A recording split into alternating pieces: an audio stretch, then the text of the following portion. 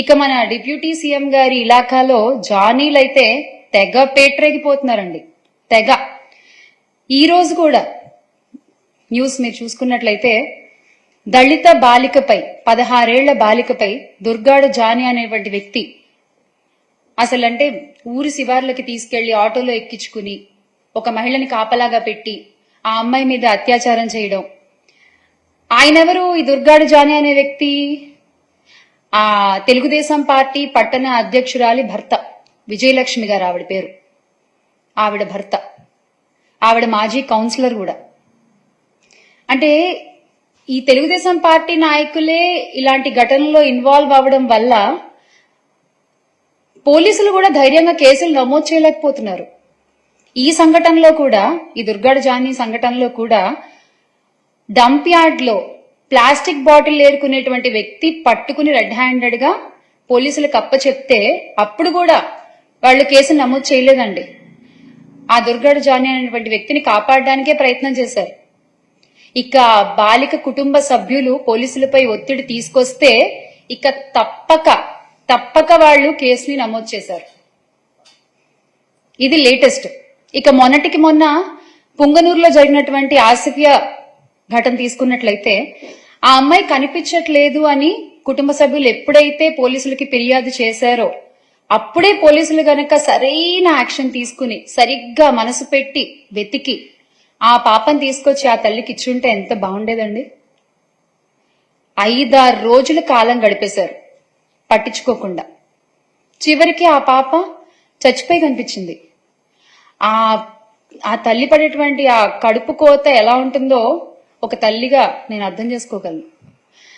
అంటే ఏం లేదు, చిన్న బాధ.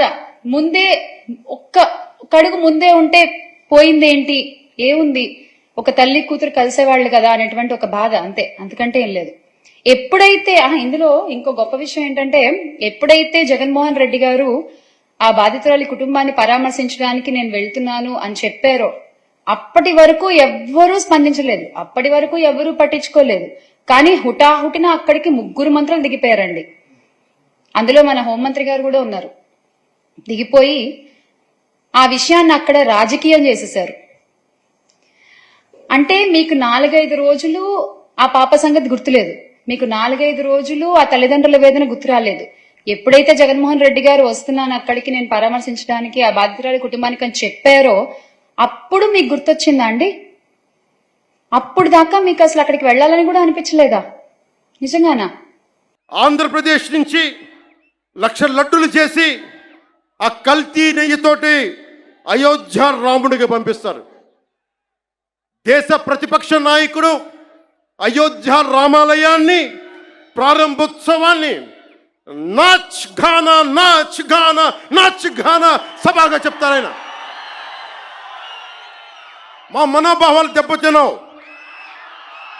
When the honorable opposition leader Sri Rahul Gandhi says Ayodhya ceremony, when he compares to it as a Nachigan Sabha, none of the Sanatani Hindus should not get hurt.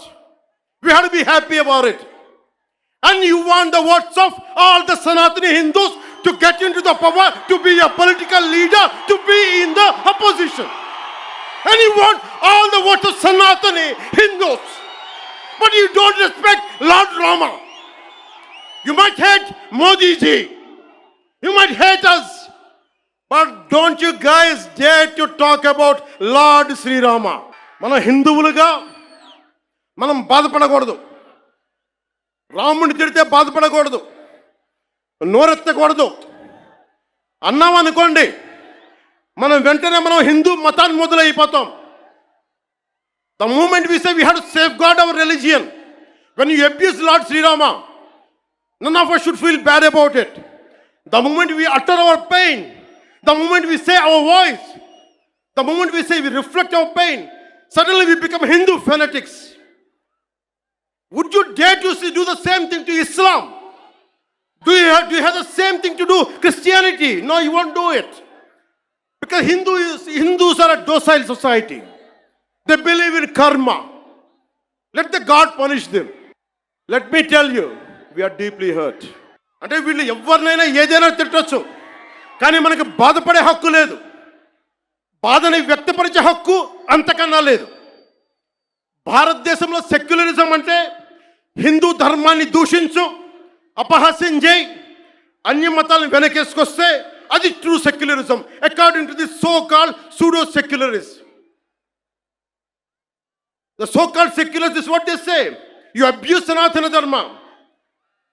Not even a word against Islam, not even a word against Christianity. You won't dare to do it. That's the definition of secularism for you people. దశాబ్దాలుగా చూస్తున్నాం, ఇదేం కొత్త కాదు. చట్టాలు కూడా పనిచేస్తాయా? చట్టాలు కూడా ఎలా పనిచేస్తాయంటే సనాతన ధర్మాన్ని పాటించే వారిపై వైపు నిర్దాక్షిణ్యంగాను, సనాతన ధర్మం పాటించే వారి వైపు చట్టాలు ఎలా పనిచేస్తాయంటే నిర్దాక్షిణ్యంగా పనిచేస్తాయి. అన్య ధర్మాలు పాటించే వారిపై ఎక్కువ మానవత్వం, దయ చూపిస్తారు. ఇంకా దూషణ చేసే వారికి కోర్టులు రక్షణ కల్పిస్తాయి. అయిన వాళ్ళకి ఆకులు, కాని వాళ్ళకి కంచాలు. ఇప్పుడు అది కూడా పోయింది, ఆకులు కూడా పోయింది, చేతుల్లో పెట్టి నాక్కోమంటున్నారు సనాతన ధర్మం ప్రాక్టీస్ చేసేవాళ్ళు. ఇదన్నా సరదాగా చెప్పట్లా. ఈ స్టేట్మెంట్ని సబ్స్టాన్షియేట్ చేయడానికి చిన్న ఉదాహరణ. ఈ మధ్యన ఒక యువ నాయకుడు అన్న మాటలు, సనాతన ధర్మం ఒక వైరస్, దాన్ని అంతం చేస్తాం. మీరు ఇలాంటి స్టేట్మెంట్స్ ఒక ఇస్లాం మీద జరిగితే వెంటనే దేశంలో ఉన్న కోర్టులన్నీ స్పందిస్తాయి, నిర్దాక్షిణ్యంగా శిక్షిస్తాయి. కానీ సనాతన ధర్మాన్ని బూతులు తిట్టండి, శ్రీరామచంద్రమూర్తిని పాదరక్షలతో కొట్టండి, అమ్మవారిని తిట్టండి, సరస్వతి అమ్మవారిని ఏదైనా చేయండి, ఒక్క కోర్టులు భయపడతాయి కోర్టులు కూడా. This is a classic case of justice. Law applies weekly to the strong and strongly to the week. This proves majority means not necessarily strength, it could be a weakness also, because secularism is one way, not two way, according to the so called pseudo secularists. Macaulay ప్రవేశపెట్టిన 18వ శతాబ్దంలో Macaulay ప్రవేశపెట్టిన cultural imperialism, I repeat, cultural imperialism initiated by Macaulay. వీళ్ళందరూ సనాతన ధర్మాన్ని తిట్టే so call who abuse Sanatan Dharma. You are the descendants of Macaulay. సాంస్కృతిక సామ్రాజ్యవాదం, cultural imperialism, ఇంకా రాముణ్ణి సనాతన ధర్మంపై దాడి చేసే వాళ్ళలో ఇంకా వెళ్ళునుకుంటూనే ఉన్నాయి ఈ కల్చరల్ ఇంపీరియలిజం, ఇంకా చిగురులు తొడుగుతూనే ఉన్నాయి.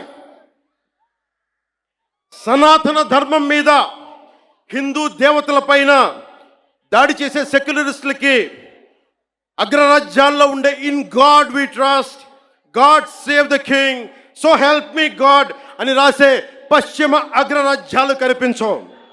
మిడిల్ ఈస్ట్లో ఉండే ఇస్లామిక్ దేశాలు, ఆసియా, ఆఫ్రికాలో ఉండే ఇస్లామిక్ దేశాలుగా మేము ప్రకటించుకుంటున్నాం. మాది ఇస్లామిక్ రాజ్యాలను ప్రకటించుకుంటే ఈ సూడో సెక్యులరిస్టులకి అవేం కనిపించవు.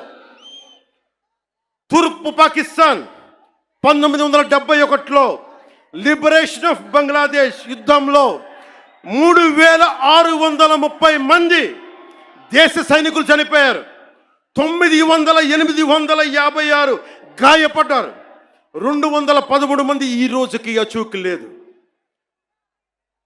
దానిని మనం రక్తంతో దానికి విమోచన కల్పిస్తే, బంగ్లాదేశ్కి అవతరించే సహాయం మనం చేస్తే అది ఇస్లామిక్ రాజ్యంగా ప్రకటించుకుంటే దానికి సూడో సెక్యులరిస్టులు ఏం మాట్లాడరు. అక్కడ ఉన్న హిందువులు దుర్గా పూజ చేసుకోకూడదు, వారం రోజులు వెళ్ళిపోవాలంటే ఒక్క సూడో సెక్యులరిస్టులు మాట్లాడరు, ఒక్కళ్ళు మాట్లాడరు. ఒక్క సూడో సెక్యులరిస్ట్ వాదులు ఒక్క నోరు మెదపరు. ఎందుకంటే నోరెత్తకూడదు, నోటికి తాళాలు వేయడానికి చట్టాలు ఉన్నాయి. మనం చెప్పామనుకోండి, మనం మాట్లాడకూడదు, మన నోట్లు లాక్ చేయడానికి తాళాలు ఉన్నాయి, చట్టాలని. మౌనంగా పళ్ళ బిగున బాధని భారతీయుడు, సగటు భారతీయుడు అణుచుకుంటూ భరించాలి. దీనికి కారణాలు అనేకం. మొదటిది, మన సమాజంలో ఐక్యత లేకపోవటం,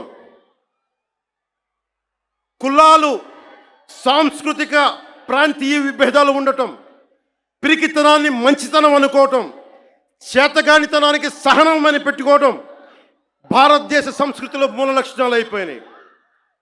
When anyone says from Kashmir to Kanyakumari, whoever abusing Sanatana, they're getting away with it. Only and because of the reason is in Bharatiya society, in Bharatiya landscape, we don't have the unity, we don't have the integrity. As we are divided by caste, we are divided by region, we are divided by linguistic abilities. And that's what the reason is. Now the time has come. Let us all come together.